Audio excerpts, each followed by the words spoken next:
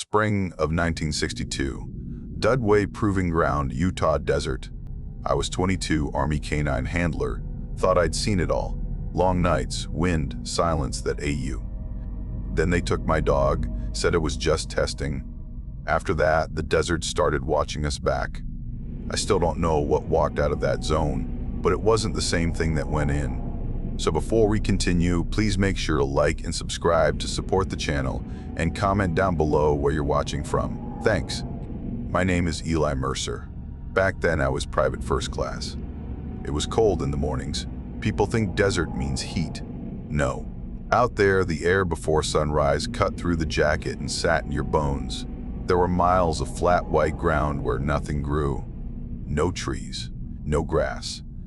Just salt crust and a hard sky.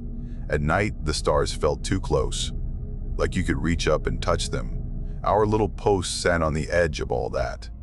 Chain link runs, floodlights on poles, trucks, sandbags, low block buildings with peeling paint. Everything rattled in the wind. You could hear loose sheet metal slap somewhere every time the gusts came down off the flats. I was in the K-9 unit. Dogs. That was my job. That and walking circles in the dark with a rifle, telling the radio everything was fine. My dog was Rex, German Shepherd, dark saddle, good weight, strong hips, quiet, paid attention. He wasn't some base pet. He was trained to listen and break a man's arm on command. But with me, he was soft. He'd lean his head against my leg like he owned me. I grew up in Missouri, farm kid. We had working dogs, herders. My old man said, "You take care of the animal, he'll take care of you." That stuck. Didn't stick for everything else he said, but that part did. I carried it right in the uniform. Mornings started the same way every day, no matter how tired or pissed we were. Dawn roll. You line up, eyes still burning, boots still crusted with yesterday's dirt. Tob comes out with the clipboard and the coffee breath and calls names like he's reading off parts for a tractor. You answer, "Here." He checks the box. Then we head to the kennels. The kennels were long, low cages under a sheet metal roof, backing up toward the open flats. The whole thing hummed in the wind and made this low, moaning sound that could drive you crazy if you let it. The doors were steel pipe and chain sections. The dogs heard us coming every morning. You'd walk in and it sounded like hell breaking loose, paws hitting the grating, tails smashing the wire, the whole run shaking. Rex never barked in the morning. He just watched, ears forward, focused. That was his way of saying good morning. I'd unlatch his gate and crouch down to him. "Hey boy," I'd tell him, feet first. He'd lift his paws one at a time and I'd rub them warm with my hands. Stupid maybe, but the concrete held the night cold and I didn't like the way he'd pull his paws back when it was bad. So I'd heat them with my hands and he'd lick my sleeve like, "Yeah, all right, hurry up, I gotta piss." After pause, I'd clip his collar and we'd start perimeter. That was our beat. Me and him, down the dusty track that ran the inside of the fence. Check the chain link for cuts. Check the floodlights for busted bulbs. Check the posts for signs somebody leaned too hard on them. Say post 1 clear, post 2 clear, into the radio like any of it mattered. It was dance steps. You do it because if you don't do it, someone up the food chain notices you, and you don't want that. The fence ran out toward the flats, then curled in near what everybody just called the restricted zone. Guys like to joke about it. "Hey Mercer, take your mutt down range X, see if he glows." Stupid jokes. But even they didn't go near that fence for fun. You could feel it off that part of the wire. You know how you can tell when someone angry's in a room without looking? That same kind of pressure. You'd walk past and the hair on your arms would stiffen. Past that fence were more fences.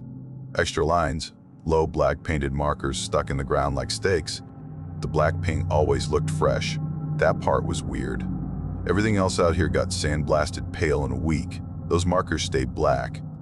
Nobody said what happened behind there. Not straight. You'd hear pieces. Gas training. Weather tests. Animal exposure. Words like that, never a full sentence. After morning patrol, we'd sometimes cut back behind the mess hall. There was a little concrete pad there where we'd sit and he'd get his treat. I kept old cornbread sometimes, dry and wrapped in wax paper in my breast pocket. I'd break off a hunk for him. He'd take it neat, no snap. Never bit fingers. Then I'd scratch behind his ear and tell him he was king of Utah. That was the only good part of the day most days. Base life wasn't nice. It wasn't war either. It was that boring kind of misery where nothing happens, but you're still not allowed to relax. Sand got into everything. Your socks never felt clean. The Jeep squeaked like dying pigs every time the drivers hit a rut. The mess hall radio played the same old country station that came through with so much static you could barely make out the words. The coffee tasted like burnt pennies. Your rack always smelled like sweat and gun oil. We had a corporal named Diaz, out of Texas. Loud, always sweating, always with some garbage story that started with back in Korea. He'd slap my shoulder and say, "Farm boy, when you getting promoted?" And I'd tell him, "When you stop talking, corporal," and he'd laugh loud enough to wake graves. Normal. It was all normal in its own busted way. Then came the convoy. That's when the line started to crack, even if I didn't know it yet. It was one afternoon. Mid-shift, sun high but still cold, pale kind of light that made everything look flat. I was walking Rex along the south fence, just past the motor pool, and we heard engines that weren't ours. We had Jeeps, a couple trucks, loud, shitty, rattling things you could hear halfway to Nevada. These engines sounded tighter, newer, hum nice, government nice, government nice. 3 trucks rolled in slow, tarps tied down tight over the beds. No markings except some stenciled numbers. Behind them sat a box truck I hadn't seen before, smoother body, almost clean. You don't see clean vehicles out there, not if they've been here longer than a day. Rex stared, didn't growl, didn't wag, just stared. Men climbed out, not uniforms like ours, not field jackets, lab coats. White, actual damn lab coats in the middle of nowhere. That alone was crazy. Wind kicks hard enough out here, anything white turns tan in minutes. Their coats were still white. They didn't talk loud. Heads leaned close to each other, low voices. A couple of them had goggles up on their foreheads. One had what looked like a respirator hanging around his neck. I caught a smell when the wind shifted. Not diesel, not gun oil. Something sharp, like what you get walking past a pool when someone just dumped too much cleaner in. Chlorine, I guess, or something close. Clean metal. Bleach. A hospital smell. It didn't match the desert. It crawled up your nose. Rex sneezed and shook his head. They moved crates off the truck. Crates with vents, not just ammo boxes. These had latches like you'd see in a vet office, like carriers. I remember thinking, do they have animals in there? Why'd they bring animals out here? One of the lab guys looked back at us, not at me. At Rex. Long look. Measuring. Something about that look made me shift my weight without even thinking. I stepped between that guy and my dog. Stupid move. We weren't at war. Still did it. The guy looked away first. That should have told me everything, but like an idiot, I let it slide. I told myself all posts see weird stuff. That's what they say. Every base and every place has a story about off-limits zones and secret cargo. Makes a guy feel important. So I told myself it was that, just normal weird. We finished patrol and I took Rex behind the mess and let him off leash for a minute. I pulled a ball from my pocket. Old rubber thing, scuffed to hell. He loved that stupid ball more than meat. Ready? I asked him. He sat perfect. Tail sweeping the dirt. Go get it. I threw. My shoulder popped like always. Ball bounced and rolled, dropped into this old shallow trench out by some junk pallets and concertina coils. We had a lot of half-dug, half-filled holes around the place. Guys started projects, then someone higher up said stop, then the desert tried to swallow the mess. I walked over to get it. Rex stayed where he was, like trained. Good boy. I climbed down into the trench. The dirt in that trench wasn't normal dirt, not like normal Utah dirt anyway. Utah dirt, there is dry grit, sharp. Gets under your nails and stays. This was pale, white, soft, almost like chalk that'd been ground up. It puffed a little under my hand when I leaned on it. My handprint stayed clear, too clear, too clear. Like it wanted to take impressions. I didn't like that. I didn't like that at all. I picked up the ball and wiped it clean on my sleeve. Chalky stuff smeared on the fabric, looked like powdered drywall. I remember thinking, why is there powdered dirt here? Who dumped Phil? But I was 22 and tired. and hungry. So I threw the ball again and Rex shot after it like a bullet, and life, far as I knew, was normal. Things got off after that. Not broken yet. Just off. Night patrols stretched longer. We were told it was because of increased movement in adjacent ranges. That's what they said. You learn real fast that out here, increased movement means we're doing something we don't want you asking about. So I walked nights more. Me, Rex. Rifle, radio. Desert at night out there is wrong. You think it's quiet. It's not. It's got this dry hiss that never stops. Wind over flat ground. Grains of salt rolling. Ears play tricks on you. First night of the new schedule, about 0200, we were along the outer chain link on the north side. You could see the glow of the floodlights from the restricted zone just over the next ridge. Couldn't see the zone itself. Just that glow. Like a town you're not invited to. Rex stopped. He never just stopped like that unless he had scent. He stared out past the fence, ears up. Neck straight, tail level, frozen. You learn your dog's body language better than people's faces. His body right then was saying, "Contact, easy," I whispered.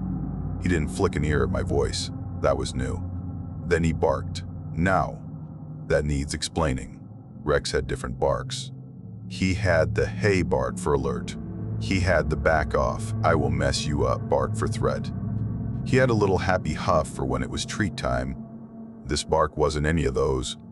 It came out of him low and fast and ripped up high at the end like he'd hurt himself halfway through it. Like surprise. Fear almost. I had never heard that out of him. Ever. Then I swear to you, cross my heart and all, we heard it answer. Same bark, but slower. Like someone tried to copy it after the fact and didn't quite get the speed right. Rex snapped his head toward the echo and growled like crazy. Tail dropped, hackles up. My skin crawled, every inch. My hands went slick on the rifle. I swept my flashlight across the open flats past the fence.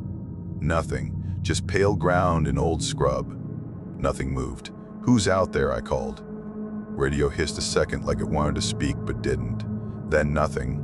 I pulled Rex back and we went wide around that part of fence. I didn't report it. I don't know why. I just didn't. Second thing. 2 nights later. Different patrol, closer to the restricted zone line. That inner fence wasn't just regular chain link. It had extra mesh bolted to it, small squares so nothing bigger than a mouse could fit through. Past that fence there were those black painted stakes in the ground every few yards. Guys joked and called them vampire stakes. Not funny now. Rex locked up again, full stop, muscles rigid, nose twitching. He leaned forward slow like something was right in front of him, inches away, on the other side of that mesh, but I couldn't see a damn thing. Nothing there. Just dark in the faint back glow of those restricted floodlights. He didn't make a sound that time. No bark, no whine, just breathing hard through his nose. Then he pulled on the leash. Rex never pulled on me. We were tight on our heel work. I worked that with him every day. He moved with me like we were one body. This time he hauled like he meant to rip the leash off. "Easy," I said, same as always. "Heel." He didn't heel. It lasted maybe 5 seconds. Then whatever he had in his head broke and he stopped and looked up at me like he didn't know how he got there. I felt sick. Next morning I show up at kennels and there's a new notice tacked up with a thumbtack. Orders. No header I recognized. Sexy. Lutine's name at the bottom. She was new officer in charge of K9. Butterbar, but sharp. Didn't smile much. The notice said all dogs were to submit to extra sound cue tests. Exposure and recall drills, it said. Behavioral refinement. Then under that in small print, handlers will log responses, vocal and non-vocal. I frowned at that word. Vocal. We didn't train our dogs to speak. We trained them to shut up till it mattered. I looked over at the far end of kennels. They had a hose hooked up there that never used to be there. Long line of hose leading back behind some hung tarps. The ground by it was damp, darker than the dust. Wet spots, like something had soaked and sat, but the hose wasn't running.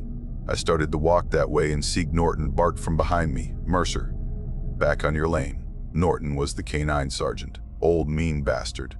He'd been in uniform since Jesus was E2. You could smell cigarettes and coffee off him from 20 feet. He never shouted unless it mattered. He shouted then. I backed off. That night in the barracks, I couldn't sleep. Our barracks was a long hut with thin walls. You heard every footstep outside. Wind knocked dust loose in the gaps, and it would patter down on your blanket in soft taps. I laid there on my rack, hands behind head, staring at the ceiling, counting the taps. Then I heard it again, the bark, way out across the flats. Faint, like a radio transmission in the distance. Same pitch, same crack in the middle. Rex's bark, but stretched, slowed too much. I sat up fast, heart pounding. I knew it was him. Don't ask how. You spend all day every day with something, you know. Then after the bark, I heard another sound. Could have been wind. I tell myself it was wind, but it didn't feel like wind. It was like someone in dry boots dragging their feet in sand, slow. Shh, shh, shh, coming from outside the barracks. I checked my rifle. I checked the latch on the door. It was set from the inside. I told myself we're safe, we're fine, whatever. Didn't sleep after that. At chow the next day, Diaz sat across from me, chewing eggs that tasted like wet chalk. He said, "You ever notice how the coyotes don't run past those little black posts by the zone?" I said, "We don't get coyotes here." He smirked. "Yeah, exactly." I shoved the plate away. Stomach felt off. That afternoon, I trained heel with Rex. Perfect like always. He moved with me like we shared tendons. Sit, down, stay, heel. The whole run. He'd do it, hold it, hold it. Only weird part, the silence after I'd give a command. It felt wrong. I'd say, down, and he'd snap down like lightning. Then there'd be this dead air. Not just no sound, dead air. Like the world around us had its breath held for one heartbeat too long. Hard to explain. Just felt like something else was also listening. And then, a couple days later, they came for him.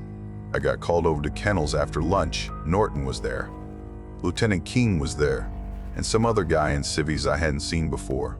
He had real clean boots, which means he didn't walk much out here. He was older, hair going thin, brown tie, kept his hands folded behind his back like an officer, but he wasn't wearing rank. He introduced himself as Dr. Hartley. Behavioral specialist, he said. Rex was sitting calm in his run. Tail thumping slow when I walked up, Keen said, "PFC Mercer, your dog has been selected for a behavioral exposure test." I didn't like that word, selected. I said, "What test?" Dr. Hartley said, "Strictly controlled. Nothing harmful expected." That word stuck in my teeth like gristle. I crouched next to Rex and put my hand through the wire. He leaned his head into my palm, pressed hard, eyes half shut like he always did when he wanted his ear rubbed. I rubbed that spot, the one behind his right ear that made his back foot kick. "It's you and me, buddy," I whispered. He licked my thumb. My heartbeat felt wrong. Too fast. Too heavy. "What kind of exposure?" I said. Keen didn't answer. She just said, "We need to document all cues you've used. Your verbal release words. Your whistle pattern. Your hand signals. Write them clear, please." "Full detail." I said nothing. "PFC," she said. I swallowed. "Yes, ma'am." They opened his run, slipped a different lead on him, different collar tag, not his normal one. Some white-suited tech I didn't know took that lead. Rex went along easy, didn't fight. Didn't even look back at first. Just before they cleared the door, he looked over his shoulder at me. That killed me, man. One look, like, "You coming?" I wasn't allowed. They walked him past the motor pool and toward the restricted zone gate. The big gate. The one with the extra locks and the do not enter signs. The gate opened for them. He went inside. The gate shut. I heard him bark once right after it closed. Just once. The same kind of bark he gave me when I'd come back from chow and he'd smell cornbread in my pocket. Then, nothing. Kennels without your dog is like walking into your house and your whole kitchen's gone. You still got the walls. You still got the floor. But something that should be there isn't. I stepped into his empty run, smelled him still, that worn dog smell. A little musk. A little straw. I crouched down and saw some loose hair stuck in the corner of the bedding. I don't know why, but I pulled them up and put them in my pocket. Felt wrong to leave them there. I sat on the concrete for a long time. Just sat, fingers laced, head down. After lights out, I couldn't take it. I lay in my rack, tossed, listened. Around midnight, I heard it again. Rex's bark. Only it wasn't. You know how a tape sounds when the batteries in the player are dying and it drags? Like that. Slow. Off. Wet at the end. Then I heard breathing. Not mine. Not from in the barracks either. Outside. Right outside the wall. I could hear the grain of the sand shifting under something's weight. I sat up fast and grabbed boots, didn't even lace them. Grabbed the flashlight and rifle and slipped out the door. Cold hit hard. Wind in my face. The moon on the salt flats threw this thin light that made everything look pale and dead. There was nobody there, just the long fence line, the towers glowing yellow, the radio hum from the guard post down the way. I walked to the edge of barracks and scanned with the flashlight. Slow, careful, sand looked smooth. No boot prints, no dog prints. It was quiet again. Too quiet. Even the wind felt like it was holding back. After a while, I went back in and sat on my bunk with the rifle across my knees. Didn't sleep. Not at all. That was the first night I felt it, the thing I can't shake even now. Not fear. I know fear. Fear is clean. This wasn't clean. This was wrong. Like the world bent a few degrees and nobody but me noticed. Next morning, I found Lieutenant Keene right away. "Ma'am," I said. "Where's Rex?" She didn't look up from her clipboard. "He's in post-exposure observation. He'll return to normal duty shortly." That phrase, post-exposure observation, not medical check, not cool down. Observation. Like he was some lab rat they'd left under a lamp. "When?" I said. "When he clears," she said. "Clears what?" She finally looked at me. Her eyes looked like she hadn't slept either. "That's not for you, Mercer. I'll make sure you're informed." Informed. Like I was finally getting a telegram. My patrol orders got changed that day. I was told to focus on the eastern fence line by the restricted zone. Less roving, mostly sit and watch. Take notes on anything unusual. Log radio calls every 15 minutes even if nothing happened. It felt less like security and more like bait duty. So I walked the same loop over and over, boots grinding salt and sand, rifle bouncing against my shoulder. The sun climbed and dropped and climbed and dropped and it all blurred. Then I saw the tracks. You learn tracks out here, you have to. You see every Jeep tread for 3 days. You see where Diaz sneaks out to smoke across from the motor pool. You know the way rabbits hop and the way a stray coyote cuts across the flat and how a snake marks in the dust. About 50 yards past the zone fence just outside the black stakes, I found Rex's paw prints. I dropped to a knee so fast my bones cracked. They were fresh. I knew his paws like I knew my own damn hands. Right front had a little deeper cut on the outer pad. He'd nicked it once on wire. Left rear had a longer spread. This was him, no question. But here's the part that made my mouth go dry. They weren't alone. Right beside his prints were other marks. Longer impression, narrower. Not round like a paw. Not full tread like a boot. Almost like someone stepped with just the front half of a foot. Toes long. Pressed deep at the tips. Then the rest of the foot didn't land right. Like it dragged. They ran side by side for maybe 8-9 feet. Then Rex's print stopped. Clean stop. Like he lifted straight off the ground. The other prints kept going. On their own. Off toward a low dune, then gone. I stared so long my knees went numb. I didn't tell anyone. Not at first. I don't know why. I just didn't want it written down. I didn't want it to become data.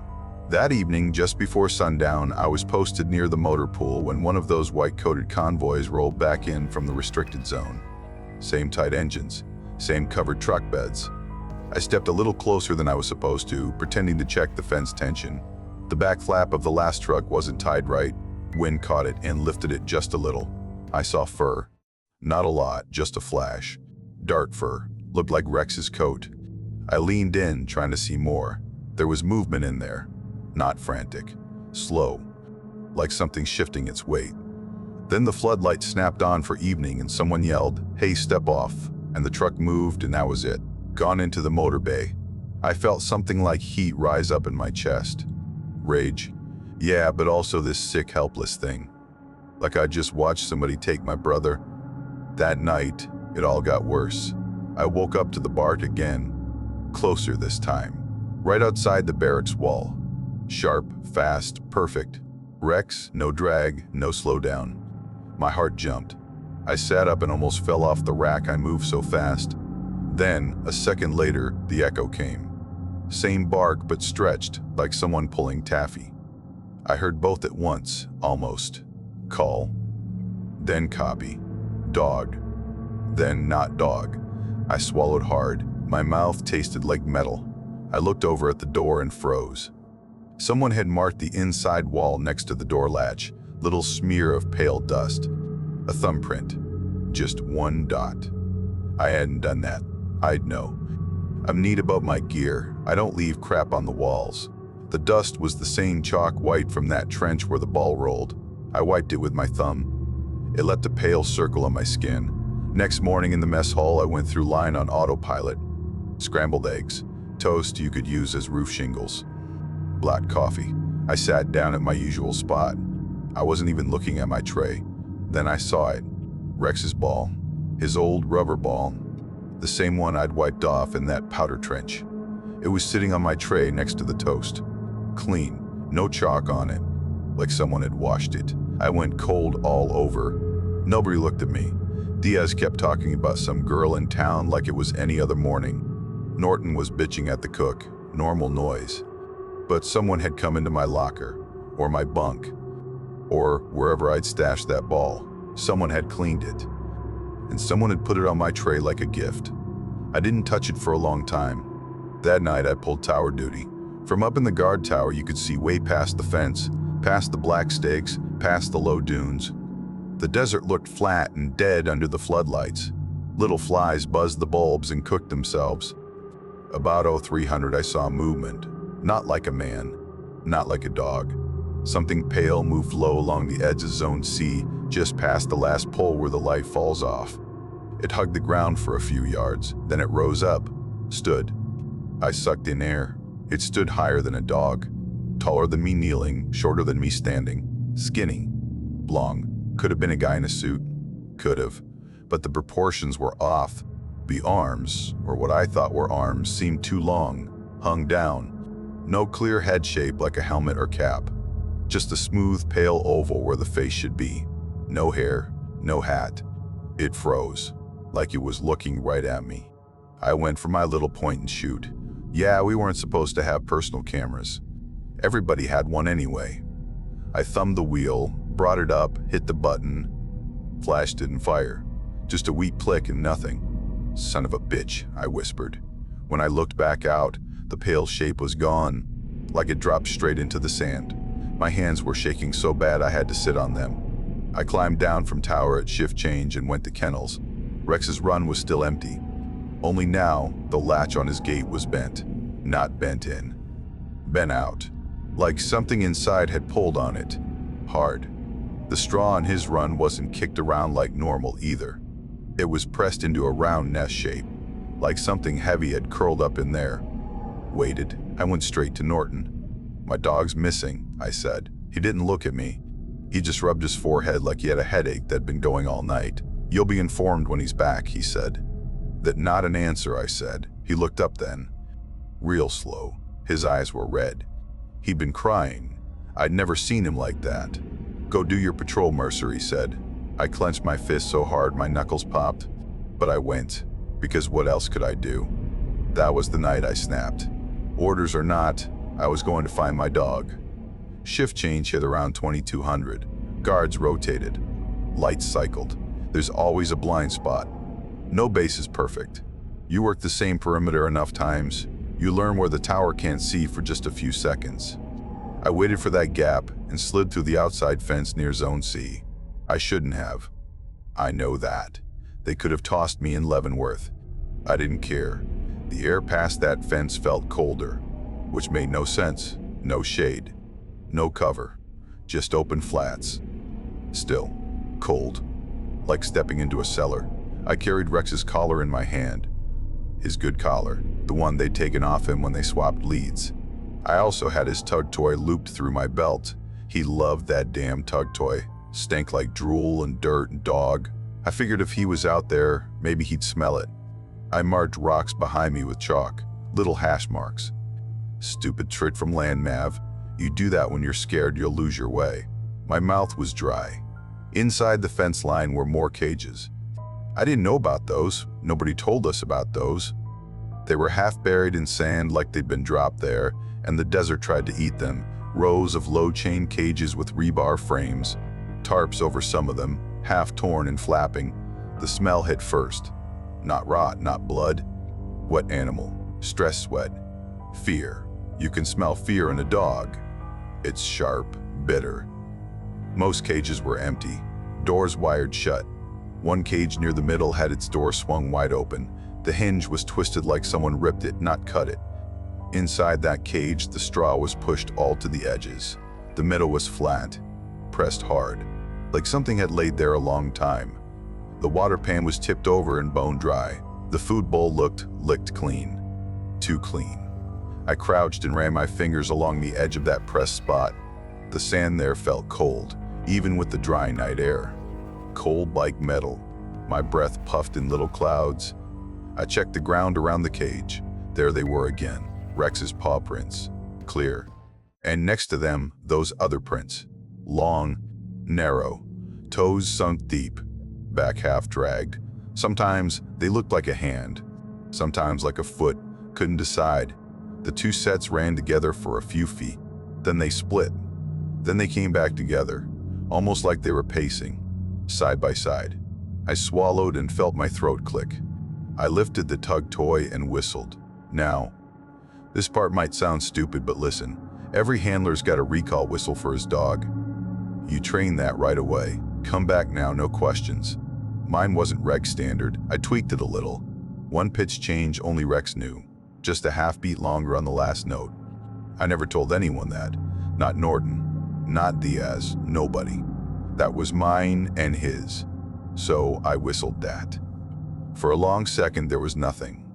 Then something answered. Not a bark. A whine. Blow. Soft. Heartbreaking. The same noise he made when I'd leave the kennels at night and he knew I was walking away. Rex, I whispered. My knees almost buckled. I swung the flashlight slow. That's when I saw it. At first I thought it was him, shaped low to the ground behind a little ridge of sand. Dark, four-legged, and head low, ears up. My heart shot into my throat. Rex, I said, voice shaking. Heel. The shake moved, then it rose. Not all the way, just enough. And I realized what I was seeing wasn't right. The thing in the beam was pale under the dust. Its fur, if it had fur, was patchy, mostly bare skin. Skin the color of the salt flats. It was crouched weird, half on its back legs, half on its front limbs, like it hadn't decided what it was supposed to be standing on. Its head tilted when the light hit its eyes. The eyes reflected yellow-green, like animal eyes in light. But the face around them was too smooth. No muzzle like a dog. No proper human mouth either, just a slit. My stomach turned over. I couldn't breathe. The thing made this quiet, throaty sound. Not growl, not whine, something in between. I held up the tug toy with a shaking hand. My voice cracked. Rex. Heel. The thing backed off. Slow. Head still tilted. It moved like a dog trying to figure out how to walk on two legs. Awkward. Wrong. Then the floodlight snapped on. Blinding. I couldn't see for a second, eyes full of white spots. I heard shouting. Boots in sand. Metal clanging. PFC Mercer, a voice boomed over a speaker. Return to your post immediately. I froze. Shapes came out of the glare. White suits. Masks. Goggles. Dr. Hartley among them, holding a clipboard and talking fast, words I couldn't catch. His head turned back and forth like he was trying to watch two things at once. I saw him glance past me, toward where the pale thing had been. It responded, Hartley said. I caught that part. Subject responded to recall cue. Secondary entity remains compliant. Secondary entity. They filmed me. I saw the camera. Big old shoulder unit. Pointed right at me like I was a show. Lieutenant Keene stood behind them all, arms crossed. Face stone. She wouldn't meet my eye. Someone grabbed my arm. Not rough. Just firm. Slapped cuffs on me. Again, not rough. Careful. Like I was valuable but stupid. What was the exact word you used? Hartley asked. We need the exact syllable pattern. I stared at him. He leaned in. PFC Mercer. The release word. For heal. You altered it from regulation. What is it? My mouth felt like cotton. I could still hear something breathing out there in the dark. Not close, just out of sight. Waiting. I thought about telling him. I almost did. Then I looked past Hartley's shoulder and saw movement. The pale thing was gone, but I swear I saw the sand where it had been still settling, like something heavy had just lifted off. I shut my mouth. Hartley frowned. Non-compliant, he said to Keen like I wasn't there.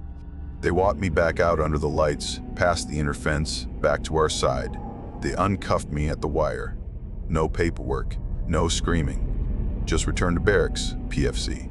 I went. That night I lay on my rack staring at the ceiling with Rex's collar clutched in my hands. I could feel it tremble through the metal ring, like it had been shaken recently. But when I held it up to my ear, it was dead quiet. I didn't sleep at all. I don't think I slept again after that, not real sleep. Next morning the mood on base had changed. Not just me. Everyone. We were told most personnel would be relocating within 2 days.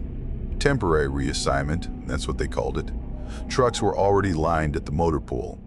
Guys were tossing duffels up into beds, bitching about short notice and leave chits. But K9 wasn't going anywhere.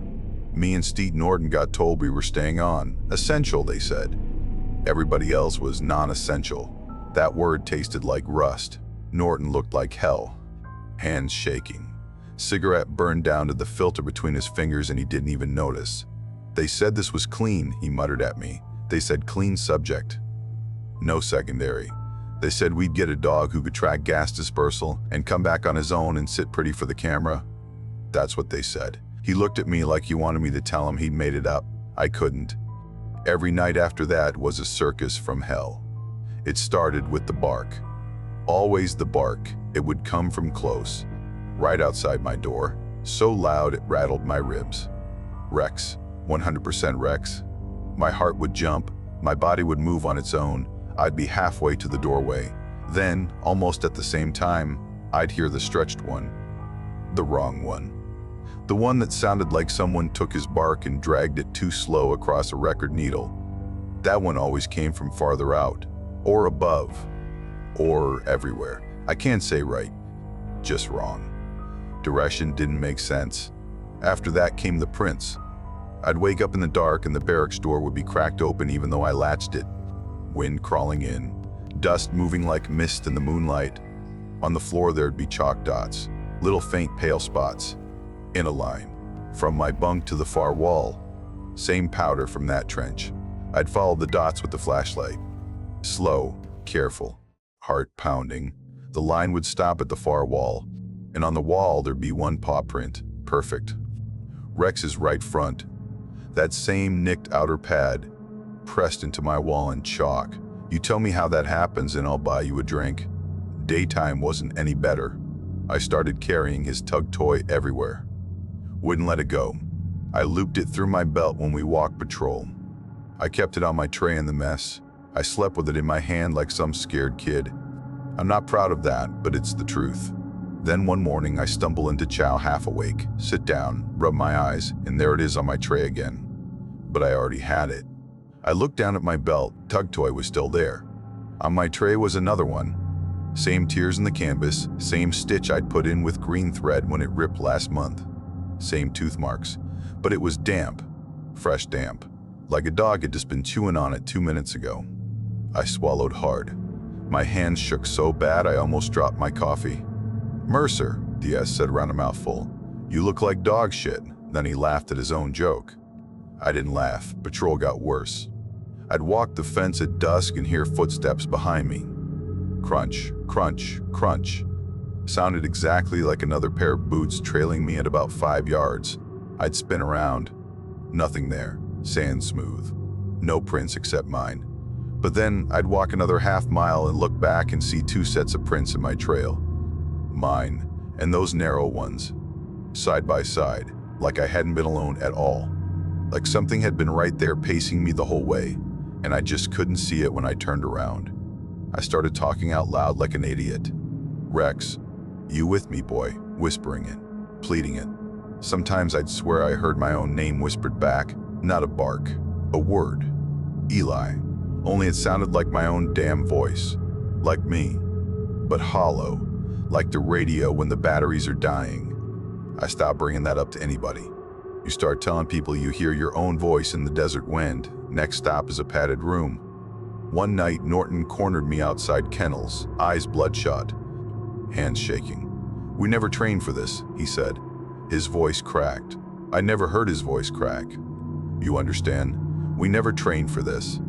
They said it would come back clean. We'd get a dog that could operate in contaminated areas and return on command. That's all. That's all. We didn't ask for." He trailed off and rubbed his face hard with both hands. "We didn't ask for a second one." "A second what?" I asked. He looked at me like he was ashamed. Whatever walks with him now.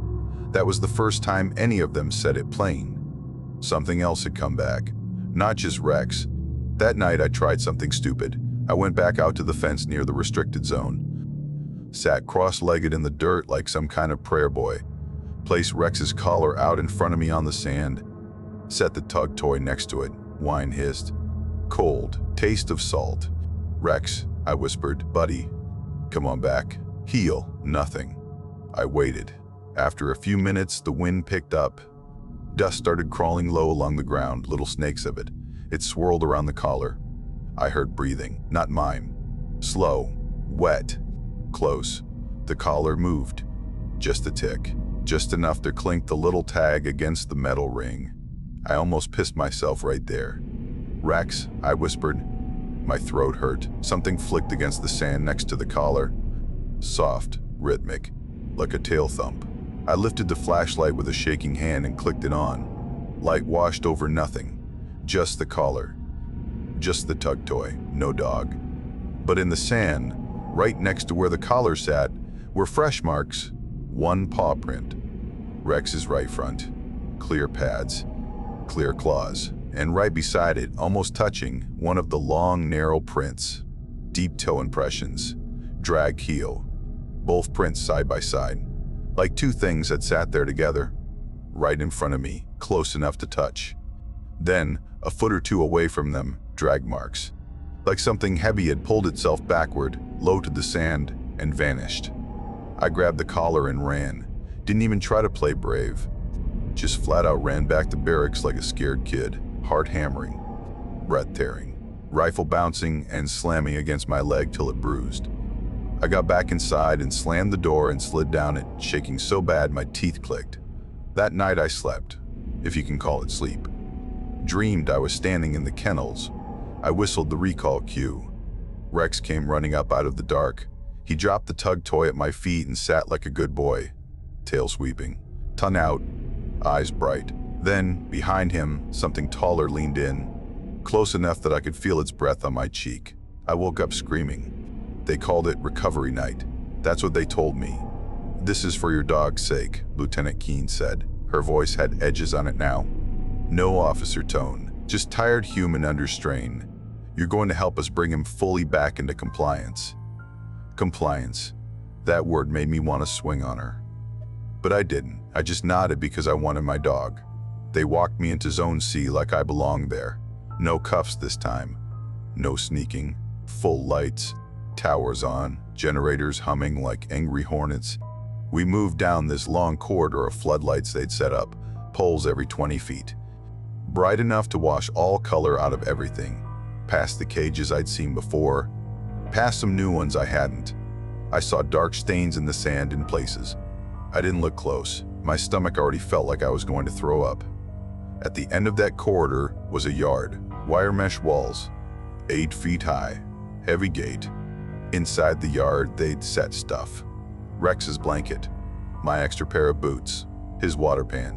His tug toy. All laid out neat like a stage. I felt sick. Stepped forward to the gate, Hartley said from behind me. He had a tape recorder in his hand now. "Use your recall word." The specific modified syllable. I swallowed. My throat felt raw. "What are you going to do to him after?" I asked. "Step forward," he said. Norton was there too. He wouldn't look at me. Hands jammed in his pockets, shoulders shaking. I stepped forward. Floodlights hummed over me. The yard in front of me looked empty. Just a blanket and boots and water pan. Sand smoothed like someone had raked it. "Rex," I called out, voice shaking.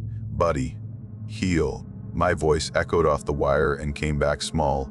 At first, nothing. Then I heard it. Movement. Soft. Sand shifting. Something was coming out of the dark just beyond the last ring of light. Two somethings. The first one moved low. Four-legged. Tail low, ears forward, head down, dog shape.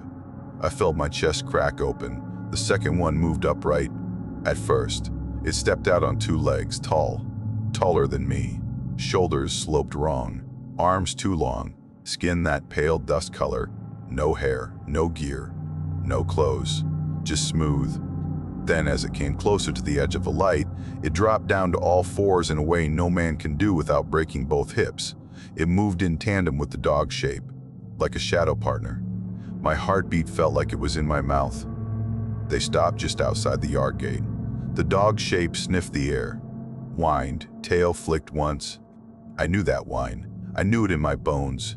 "Rex," I whispered, voice cracking. The taller thing tilted its head, slow, curious. I wet my lips. I said the release word, the real one, the one I'd never given them, the tweak. That one private syllable me and him had worked out in the dark behind the mess hall. The smaller shake moved first. Rex trotted forward. He trotted forward like he never left. Ears up, tail wagging slow, head low, head low. He moved through that gate and straight to his blanket and circled once and lay down, eyes never leaving me. My knees almost went out. "Hey buddy," I whispered, tears in my eyes. Couldn't stop them, didn't care. "Hey, there you are. Good boy. Good boy." The taller thing stayed outside, just watching. Head tilted, too still.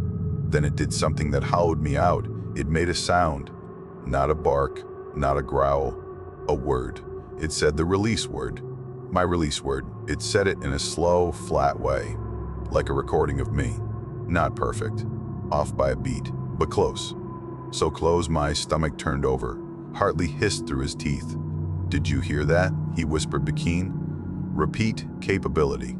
Full mimic. Keen didn't answer. She was staring at Rex. She looked like she wanted to cry. The floodlights flickered then. Little dip in power. Just a second. But in that second, the darkness outside the yard felt heavy, thick, like a weight pressing in. Rex's ears went flat. He leaned into my legs. I hadn't even felt him move to me. 1 second he was on the blanket. The next he was pressed against me, ribs shaking, head jammed against my knee. "It's okay," I whispered. "It's okay, buddy. I got you." The taller thing lifted up again. Smooth, effortless. 1 second crouched on 4, next second upright like a man. No in between. Just up. The joints in its legs didn't move right. They bent forward when they should have bent back. It made my stomach twist to watch.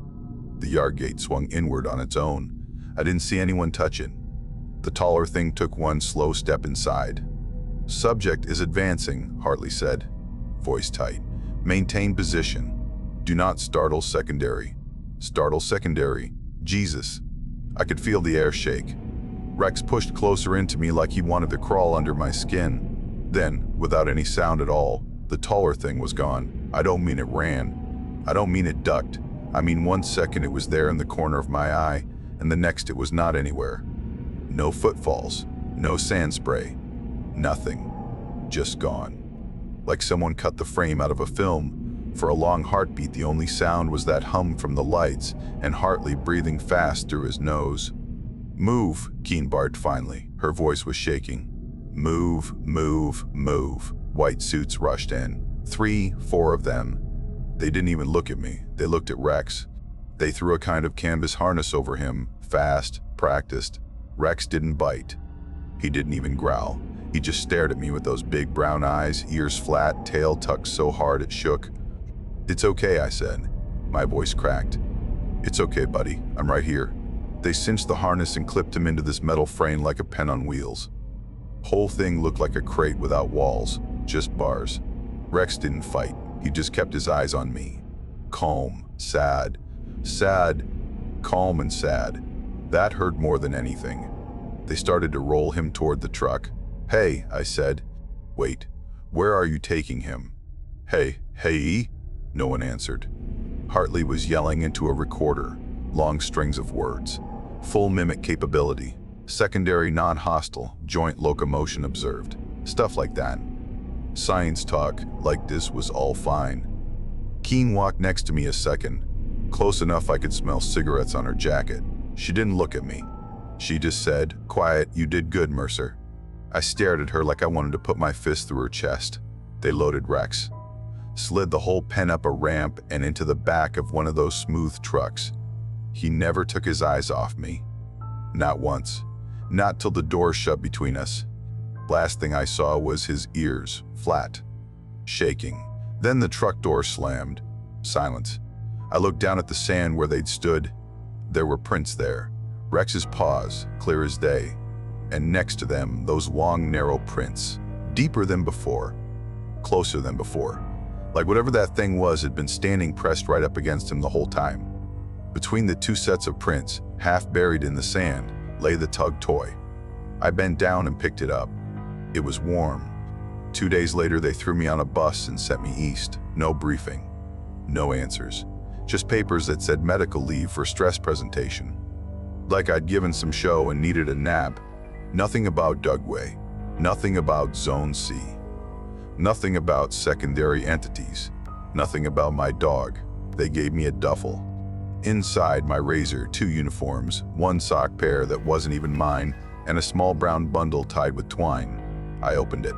Rex's collar, metal ring bent, still smelled like him. Under it, his tug toy. Someone tried to wash it, but it was still damp. There was a little tag on the string that said property returned. I almost puked on the bus. They dropped me in Missouri like trash. Missouri felt wrong after Utah. Too soft, too green. The air felt thick. You had to drink it. Bugs everywhere. Birds yelling. Crickets screaming at night. My mother cried and said I looked thin. I barely talked. My tongue felt dead. First night home, I sat on the back steps, listened to the cornfield in the dark.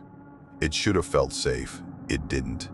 The wind in the stalks made that same dry hiss from Utah, that steady shh. I kept waiting to hear Rex bark, the real one. Then the other one, the slow, wrong one. I slept with my rifle next to the bed. My mother saw and didn't say a word. Then the small stuff started.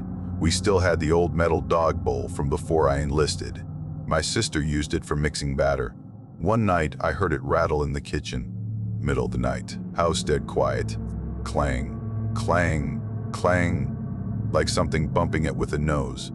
I got up fast, heart racing, grabbed the flashlight, went to the kitchen. The bowl was on the floor, rocking a little, like something had just pushed it. I swept the light around. No dog, no nothing. Next morning, my sister yawned over coffee and said, "You hear claws on the porch last night?" I told her no. I lied. After she left, I checked the porch. Wood doesn't hold prints like desert, but there was dust on the top step. In the dust, half a paw print, just the front pads. Like something had set a paw down gentle, then lifted it. My hands shook. Then the dream started. Same dream over and over. I'm back in Utah, walking the fence, radio hissing, desert wind in my ears. That salt-burn smell. I whistled a recall word. The private one I only ever used with Rex. He comes running across the flats. Full sprint, tail going, tongue out, happy like always. "Good boy," I say, dropping to one knee, arms out. He's almost to me and then his run changes. He stretches, legs go long. His back arches up weird. His steps smooth out, more like a person running than a dog. He pops up almost upright for a second, then drops down on all fours again. Then up, then down, like he can't stick to one shape. I wake up gasping like I drowned.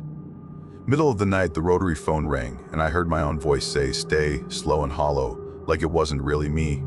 Next morning, Rex's tug toy was on the porch rail, placed neat, still warm and wet like something had just been holding it. That night in the field, I heard his real bark, then the wrong one, stretched and almost human, coming from everywhere at once. That's when I knew they hadn't just trained my dog. They taught the other thing, and it still comes back. So that's the end of our video. If you made it this far, make sure to hit like and subscribe. It really helps the channel and it's free. And if you want more terrifying encounters like this one, check out the other videos on screen right now. Thanks for watching and stay safe out there. See you soon.